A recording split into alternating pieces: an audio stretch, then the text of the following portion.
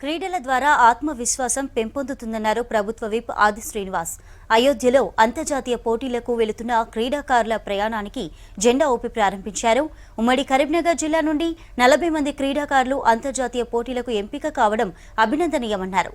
పోటీల్లో ఎంపికైన క్రీడాకారులను అభినందించారు. క్రీడలను ప్రోత్సహించేందుకు ప్రతి ఒక్కరూ కృషి చేయాలని కోరారు. యువత చదువుతో పాటుగా అన్ని రంగాల్లో రాణించాలన్నారు. జీవితంలో గెలుపోటములు సహజమన్నారు విప్ ఆది శ్రీనివాస్.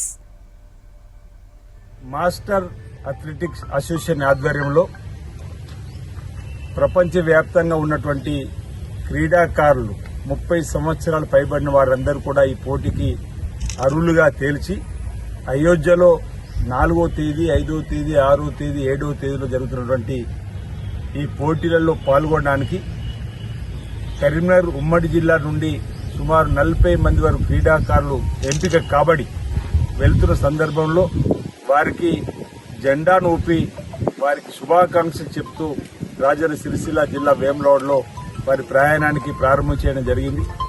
30 సంవత్సరాలు పైబడినటువంటి వారందరూ కూడా ఆయా రంగంలో అథ్లెటిక్స్ లో ఒకరొకరు ఒక్కొక్క రంగాన్ని, ఒకరు లాంగ్ జంపులు, హై జంపులు, ఒకరు సుదీర్ఘంగా నడకలో, ఒకరు రన్నింగ్ లో, అంటే వారు ఎంచుకున్నటువంటి అథ్లెటిక్స్ లో పోటీలలో కూడా చాలా మంది ఎంపిక కాబట్టి ప్రపంచ నలుమూల నుండి వచ్చేటువంటి క్రీడాకారులతో పోటీ పడడానికి మన తెలంగాణలోని, ఉత్తర తెలంగాణలోని ఉమ్మడి కరీంనగర్ జిల్లా నుంచి 40 మంది క్రీడాకారులు ఎంపిక పోవడం ఆనందదాయకంగా నేను భావిస్తా ఉన్నా.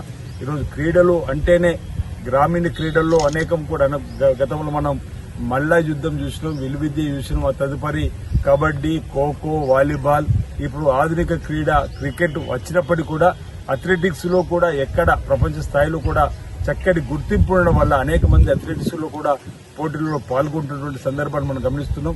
ఈరోజు క్రీడలలో పాల్గొనే వారు మానసికంగా దృఢంగా ఉండడానికి అవకాశం ఉంది. ఓ ప్రాంతం నుంచి మరో ప్రాంతానికి వెళ్తున్నప్పుడు స్నేహభావాన్ని పెంపొందించడానికి అవకాశం ఉంటుంది.